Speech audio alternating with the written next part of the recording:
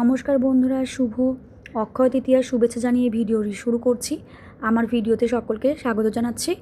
প্রথমেই আজকে শুভ অক্ষয় তৃতীয়ার পূর্ণ লগ্ন। আজকে দেখো, তো যেহেতু গতকাল লেগেছে, তো গতকাল 1টা 14-তে লেগেছে, তো এই আজ তোমার 10টা 51 পর্যন্ত টাইম ছিল। তার মধ্যে সমস্ত সব সকাল সকাল উঠে সবটা গুছিয়ে কিভাবে আমি মায়ের এখানে লক্ষ্মী গণেশ মায়ের পুজো, মানে লক্ষ্মী গণেশের পূজার আদি করলাম, সেটা তোমরা দেখতে থাকো।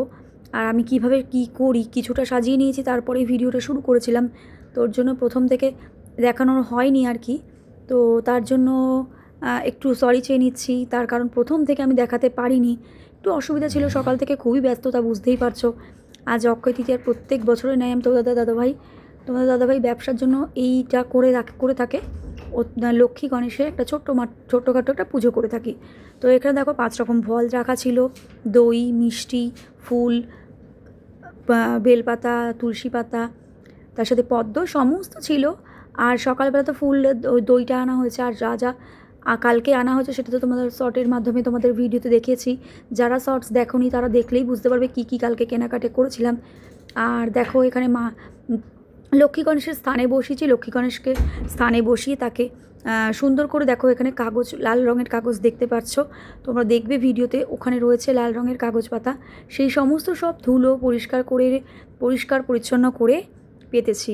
আর এখানে দেখো নাড়ু, দেখছো নারকেলের নাড়ু নিয়েছি, খই, মুরকি, এই সমস্ত দুটো থালার মধ্যে সমস্ত আমি গুছিয়ে সুন্দরভাবে আজকে আমি দিয়েছিলাম। আর আজকে দেখো আমি সিঁদুর সিঁদুর এই ঘটে লাগাতে গিয়ে, আমপল্লবে লাগাতে গিয়ে সেই সিঁদুরই গালে কখন লেগে গেছে তা আমি কাজের মাধ্যমে একদমই টের পাইনি, বুঝতেই পারিনি কখন লেগে গেছে। তো ওই রকমভাবেই আমি ছিলাম, তাও আমি বুঝতেই পারিনি। পরে যখন নিচে এসে আমি দেখি ঠাকুরঘর থেকে এসে, তারপরে বুঝতে পারি যে সিঁদুর কখন গালে লেগে গেছে। তো চলো, আর কি, ঠাকুরের সেবা আদি করতে গেলে তো এগুলো হয়েই থাকে, আর এগুলো তো করতেই হবে। বছরে একটা দিন পূজা, আর প্রত্যেক বছর তোমাদের দাদাভাইয়ের জন্য, এই ব্যবসার জন্য এটা প্রত্যেক বছর আমি করেছি। এর আগে আমার শাশুড়ি মা বেঁচে থাকতে তখনও আমি এগুলো করেছি, আর মা থাকতে থাকতেই সবটা শিখেছিলাম। তার জন্যই আজকে আমি নিজের হাতে সবটা গুছিয়ে করতে শিখে গেছি, ঠাকুরের রাধা মাধবের আশীর্বাদে, কৃপায় বলতে পারো। তো এখানে দেখো সবটা দিকে গুছিয়েছি, শুকনো যেগুলো, আর একটা আম নিয়েছিলাম, আম একটা পাকা আম নিয়েছিলাম, তার সাথে দেখো শশা, কলা, এই সমস্ত প্রত্যেকটি ফল আমি এখানে কেটে মানে বানিয়ে নিয়ে গুছিয়ে নিয়েছি। তার সাথে দেখো শুকনো যা যা শুকনোর মধ্যে দিয়েছি সেগুলো দেখতেই পাচ্ছ, খই, মুরগি, নাড়ু, খেলনা, এই সমস্ত ছিল। আর আজকের আমার এই ভিডিও তোমাদের কেমন লাগছে বা কেমন লাগলো, তোমরা অবশ্যই ভিডিওটি ভালো লাগলে লাইক করে দিও বন্ধুরা। আর যারা ফেসবুক থেকে এই ভিডিও দেখবে তারা অবশ্যই সুজাতা গোস্বামী ফলো করে রেখো বন্ধুরা, ফলো করে পাশে থেকো, এটুকুই তোমাদের সাথে বলবো। আমার ভিডিও অবশ্যই আশা করি তোমাদের আরও আগামী দিন আরও সুন্দর সুন্দর ভিডিও দিতে পারবো।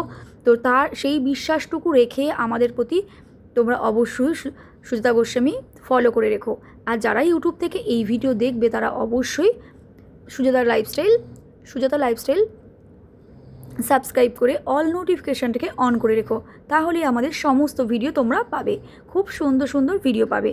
আর এখানে দেখো ভোগ লাগানোর জন্য আমি এখানে নিবেদন করে দিয়েছি। আর দেখতে পাচ্ছ এখানে আমি নতুন ধূপকাঠি নিয়ে এসেছিলাম কালকে, তো সেটা দিয়ে দেখো আর আমি খুব সুন্দর করে গুছিয়ে সাজিয়েছি। আর গতবারে ঠাকুরের থেকে এবারে ঠাকুরের চুরটাও একটু বড়, আর ঠাকুরটাও একটু বড়। তো তোমরা দেখো, আর গোপু শোনার জন্য ছেলেদের ড্রেস, দেখো গরমের মধ্যে বুঝতেই পারছো এখন ভীষণ গরম, তো তার জন্য দেখো এখানে গেঞ্জি আর প্যান্টের সেট, অনেক দিনের ইচ্ছা ছিল নেওয়ার, তো গেঞ্জি প্যান্টের সেট নিয়েছি। তো স্কাই কালারের মেয়ের পছন্দ, তা স্কাই কালারে নিয়েছি। তো গতকালে এটা কিনেছি। আর কেমন হয়েছে গেঞ্জি প্যান্টের সেটটা পরে গোপু সোনাকে কেমন লাগছে সেটাও তোমরা জানিও। রাধে রাধে লেখা রয়েছে জামার মধ্যে, তোমরা দেখেছো। আর গোপু সোনার ড্রেসটা পরে গোপু সোনাকেও বেশ মিষ্টি লাগছে, খুব সুন্দর লাগছে। আর গোপু সোনার ড্রেসের সঙ্গে আমার ড্রেসের সঙ্গে ম্যাচ হয়ে গেছিলো। তো গরমটা ভীষণ, বুঝতেই পারছো, তার জন্য আর কাপড় পরা হয়নি, তাড়াহুড়োর মধ্যে সমস্ত সব একা হাতে গুছানো। তো এই বুঝতেই পারছো সবটাই গুছিয়ে করতে হয়েছে। আর এখানে দেখো ভোগ লাগিয়ে আরতি করে নেবো এক এক করে, কর্পূরের আরতি করলাম, এরপরে শাক বাজিয়ে নিয়ে প্রণাম সেরে তারপরে আমি ভাগবত পাঠ করে নেব। তো এই বেলায় আমি যদিও সন্ধ্যাবেলাতেই ভাগবত পাঠ করে থাকি, তো এবার যেহেতু আজকে আর আমি কোনো অনুষ্ঠান পারপাস, যেহেতু ধরো লক্ষ্মী পুজো, তো সেই সময়গুলো আমি সকালবেলাতেও পাঠ করি। আর তারপরে দেখো, এখানে দেখো নতুন একটা তুলসী গাছ আমি স্থানে বসিয়েছি। একদম উপরের যে তুলসী গাছটা দেখছো, এটা দেখো নতুন তুলসী গাছ, আর মাটি ধরে সুন্দর করে বসানো আছে। আর এই যে পুরনো তুলসী গাছগুলো এখানে আশপাশে আমি দিয়ে রেখেছি। তো চলো আরতি করে প্রণাম করে নিচ্ছি। আর তারপরে দেখো সুন্দর করে, আজকে যদিও পুষ্পটা একটু অল্পই ছিল, তার জন্য পুষ্পটা অল্প করে দিয়েছিলাম। আর এই দেখো তোমার দাদাভাইয়ের এখানে যন্ত্রপাতি রাখা থাকে, তো সেখানেই আমি একটা ধূপ দিয়ে দিচ্ছি। আরতি করে এখানে প্রত্যেক দিনই দিয়ে থাকি। আর এই দেখো আমার এইটুকু গাছান করেছি, আর গোপুসোনাকে বেশ মিষ্টি লাগছে। তোমাদের কেমন লাগছে সেটা অবশ্যই জানাবে বন্ধুরা।